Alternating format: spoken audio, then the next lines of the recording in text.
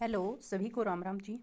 जैसे कि आपको पता है कि अब हमारा हरियाणा सीईटी एग्ज़ाम आना है, तो उसके लिए हमें हरियाणा जीके पढ़नी है एचटेट और सीईटी के लिए। तो आज मैं जैसे मैं भी तैयारी कर रही हूँ, तो आज हम करेंगे हरियाणा की नदियाँ और इनके बारे में कुछ क्वेश्चन है जो पीवाईक्यू है, पीछे पेपरों में आए हुए हैं, वही करेंगे। थोड़ा इनका सीरियल नंबर तो ऊपर नीचे हैं, लेकिन आप क्वेश्चन देखना, हम वही करते हैं। देखो, रेवाड़ी का वह स्थान जहाँ साहिबी नदी है। इसमें क्या है कि मैं आंसर बोलूँगी तो टाइम कम लगेगा, क्वेश्चन ज़्यादा होंगे। साहिबी नदी हरियाणा में प्रवेश करती है। रेवाड़ी से क्या है, साहिबी नदी हरियाणा में प्रवेश करती है। वह नदी जो शाहपुर गांव से निकलकर राडवा नामक स्थान पर छोटांग नदी से मिलती है, उसे क्या कहते हैं, राक्षसी नदी कहते हैं। वह नदी जो मानसून के दौरान अत्यधिक बाढ़ भारी गाद के जमाव लाती है, उसे कहते हैं मारकंडा। HSHB क्या है, ये है Haryana Saraswati heritage development board. ठीक है। कोशल नदी डैश नदी की सहायक नदी है। कौशल्या नदी है घग्गर और हकरा की। निम्नलिखित में से कौन सी मारकंडा नदी की उपनदी है, ये बेगना है। इसका आंसर बेगना। दी गई नदियों में कौन सी नदी घग्गर की सहायक नदी है, कौशल्या नदी है घग्गर की सहायक नदी। हरियाणा में 50 किलोमीटर तक बहने वाली बारहमासी नदी कौन सी है, ये है गैर बारामती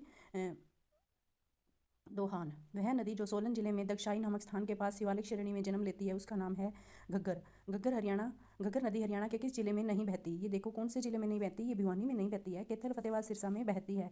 निम्न में से कौन सी एक हरियाणा की नदी नहीं है, इसका ताप्ती है जो, ये हरियाणा की नदी नहीं है। घग्गर मारकंडा और सरस्वती ये है। सरस्वती नदी लुप्त है जो यमुनानगर के आदिबद्री नामक जगह पे।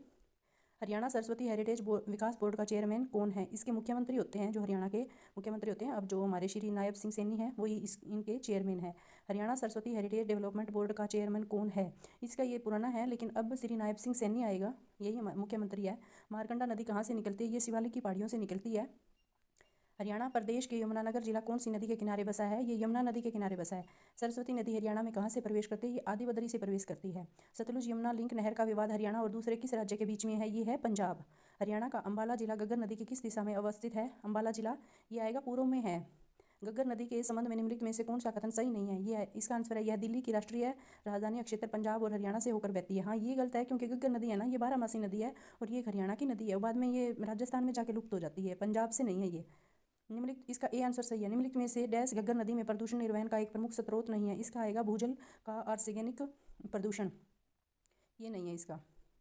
इन दिनों हरियाणा में बहने वाली किस नदी के पुनरुत्थान की चर्चा समाचार में है, वो है सरस्वती नदी। दी गई नदियों में से कौन घग्गर नदी की सहायक नदी है, इसका आएगा कौशल्या। निम्नलिखित में से किस जिले में यमुना नदी का प्रवाह नहीं है, इसका आंसर है हिसार। यमुना नदी हरियाणा के किस हिस्से में बहती है, ये है पूर्वी। निम्नलिखित में से किस नदी का उद्गम स्थल असंगत है, ये बताना है कि कौन सी नदी का उद्गम स्थल असंगत है। ये पहली है, जैसे सरस्वती है, ये गुश नहीं है, ये आदिबद्री जगह यमुनानगर से है, तो ये गलत है पहला, ये आंसर। बाकी ठीक है। इंदौरी मेवात की पहाड़ियों से निकलती है, मारकंडा शिवालिक की पहाड़ियों से निकलती है, टागड़ी मोरनी की पहाड़ियों से निकलती है। हरियाणा में हथिनीकुंड बैराज डैश नदी पर स्थित है, ये यमुना नदी पर स्थित है। घग्गर नदी राज्य के किस जिले में से हरियाणा में प्रवेश करती है, इसका आएगा पंचकुला। हरियाणा में मारकंडा नदी निम्न में से किस जिले से होकर नहीं गुजरती, इसका आंसर आएगा पंचकुला। मारकंडा नदी पंचकुला से नहीं है। लोहारू उठान सिंचाई परियोजना किस प्रसिद्ध व्यक्ति के नाम पर रखी गई, इसका आएगा इंदिरा गांधी। आगे है, यह नदी कालेश्वर वन के निकट हरियाणा में प्रवेश करती है, इसका आंसर है यमुना। यमुना कालेश्वर वन वहाँ से प्रवेश करती है हरियाणा में। प्राचीन समय में हरियाणा किस नदी के किनारे स्थित था, सरस्वती नदी के किनारे। ठीक है। किस नदी का उद्गम स्थान, ये क्या है, चंपासर ग्लेशियर है, इसका आएगा यमुनानगर, यमुना नदी का है।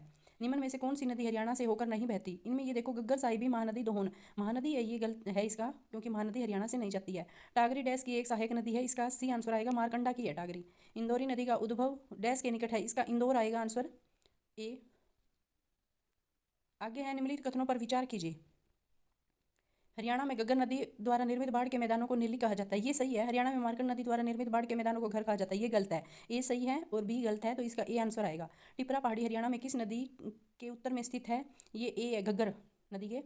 हरियाणा में मोरनी और टिपरा श्रेणियों की घाटी द्वारा पृथक है, इसका बी आएगा, घग्गर नदी। निम्न में से कौन सी नदी प्राचीन काल में हरियाणा वरुणा के नाम से जानी जाती थी, इसका आंसर आएगा सी, मारकंडा। इसको वरुणा भी कहते थे प्राचीन काल में। यमुना नदी डैश नदी की दूसरी सबसे बड़ी उपनदी है, इसका ये आंसर आएगा, गंगा नदी की उपनदी है, सहायक नदी है। निम्नलिखित में से कौन सी नदी हरियाणा में से नहीं बहती है, ये बी, गोमती। ठीक है। ये देखो, आज हमने 30-35 क्वेश्चन कर लिए हैं, ज़्यादा ही हो गए, 30 से ज़्यादा हैं। तो मैं डेली इसी तरह हरियाणा के पीवाईक्यू, हरियाणा जीके के पीवाईक्यू और भी जो भी सीईटी में सब्जेक्ट आने हैं उनके पीवाईक्यू करवाने की कोशिश करूँगी आपको। तो अगर मेरी वीडियो आपको पसंद आ रही है तो प्लीज़ लाइक शेयर सब्सक्राइब कीजिएगा और अपनी तैयारी अच्छी तरह से कीजिएगा, क्योंकि अब जल्दी ही सीईटी होने वाला है। तो और एक बात ध्यान रखना, सीईटी के लिए जो डॉक्यूमेंट की लिस्ट आई है भाई, ये डॉक्यूमेंट होने चाहिए, तो वो आप अपने तैयार कर लीजिए, क्योंकि पता नहीं ये रजिस्ट्रेशन का कितना टाइम दें, तो अपने डॉक्यूमेंट समय पे तैयार रखें। और मैं एक वीडियो बना दूंगी कि कौन कौन से डॉक्यूमेंट चाहिए, कौन सी लिस्ट आई है, ठीक है जी। तो अपनी तैयारी अच्छी तरह से कीजिएगा। सभी को मेरी राम राम।